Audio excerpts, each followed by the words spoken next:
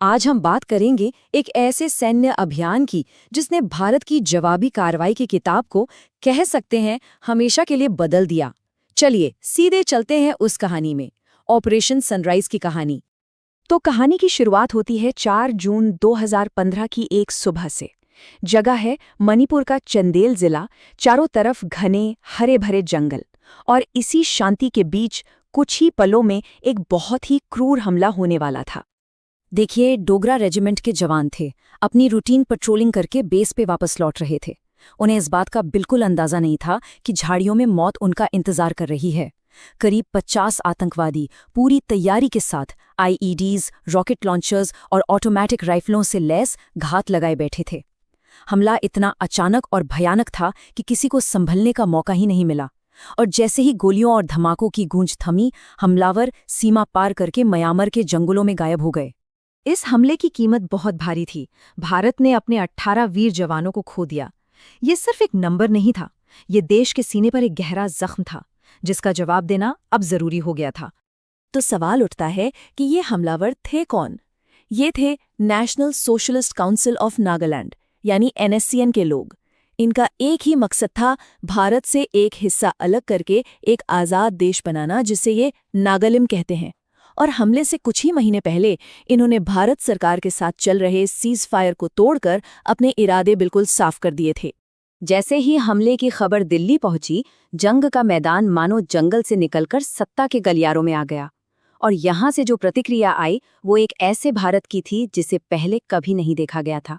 प्रधानमंत्री नरेंद्र मोदी ने फौरन एक high level emergency cabinet meeting बुलाई। आप अंदाजा लगा सकते हैं कि उस कमरे में माहौल कितना तनावपूर्ण होगा। दांव पर सिर्फ सैनिकों की शहादत का बदला नहीं था, बल्कि देश का सम्मान था।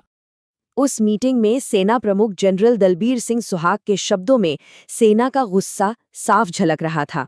उन्होंने कहा, सर, मेरे जवान गुस्से से उबल रहे हैं। आप बस एक इशारा कर दीजिए, हम इन आतंकवादियों को ढूंढकर राख में मिला देंगे। सेना बदला लेने के लिए पूरी तरह तैयार थी। लेकिन सवाल था कि रणनीति क्या होगी? इसका जवाब राष्ट्रीय सुरक्षा सलाहकार अजीत डोभाल ने दिया। उनका तर्क बिल्कुल सीधा था कि अब हम अंतर्राष्ट्रीय सीमा को आतंकवादियों के लिए एक ढाल नहीं बनने दे सकते। उनका संदेश साफ था, इस बार हमें शेर की मांद में घुसना ही होगा। अब देखिए, सरकार के सामने 2 रास्ते थे। पहला था एयर स्ट्राइक। इसमें हमारे सैनिकों का जोखिम तो कम था, लेकिन एक बहुत बड़ी दिक्कत थी। इन आतंकियों के कैंप म्यांमार के गांव के ठीक बीच में थे, मतलब हवाई हमले में बेगुनाह लोगों की जान जा सकती थी। और दूसरा ऑप्शन था एक सीक्रेट ग्राउंड ऑपरेशन, जो बिल्कुल सटीक होता, लेकिन इसमें हमारे कमांडोज की जान का खतरा बहुत बहुत ज्यादा था। और फिर आखिरी फैसला आया सीधे प्रधानमंत्री मोदी की तरफ से। उनका आदेश बिल्कुल स्पष्ट और निर्णायक था, जो भारत की एक नई सामरिक सोच का इशारा दे रहा था। उन्होंने कहा, जाओ और उन्हें बताओ कि नया भारत दुश्मन के घर में घुसकर मारना जानता है। ऑपरेशन को हरी झंडी मिल गई थी। तो चलिए अब जरा ये देखते हैं कि इस हिम्मत भरे प्लान को जमीन पर कैसे उतारा गया। अब कहानी का फोकस दिल्ली के मीटिंग रूम से हटकर उन जाबाज सैनिकों पर आ जाता है, जिन्हें ये नामुमकिन सा मिशन पूरा करना था। एक ऐसी यात्रा जो उन्हें दुश्मन के इलाके में 40 किलोमीटर अंदर तक ले जाने वाली थी।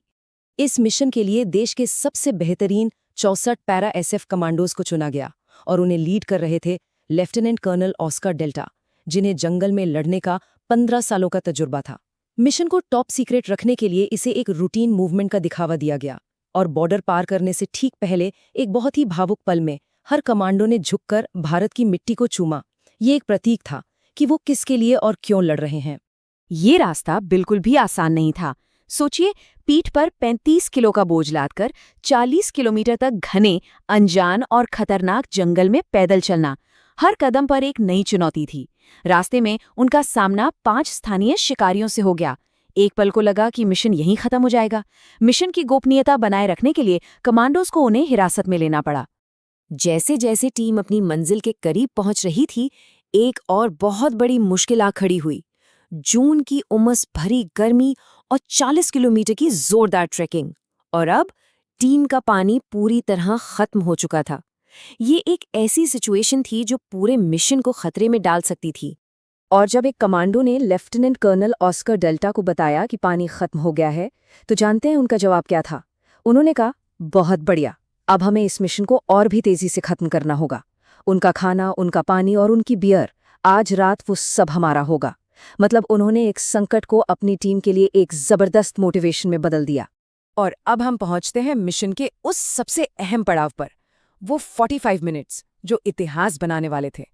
रात का अंधेरा छट रहा था, कमांडो अपनी अपनी पोजीशन ले चुके थे और बदला लेने का वक्त आ गया था।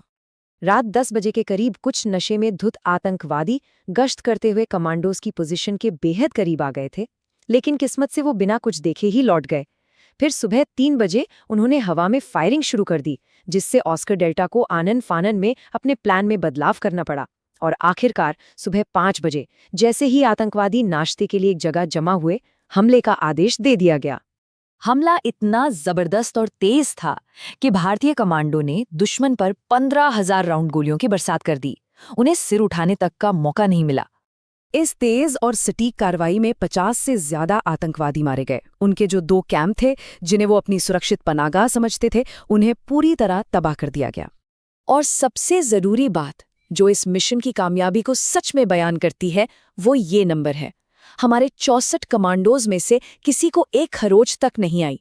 0 इंडियन कैजुअल्टी, एक परफेक्ट ऑपरेशन।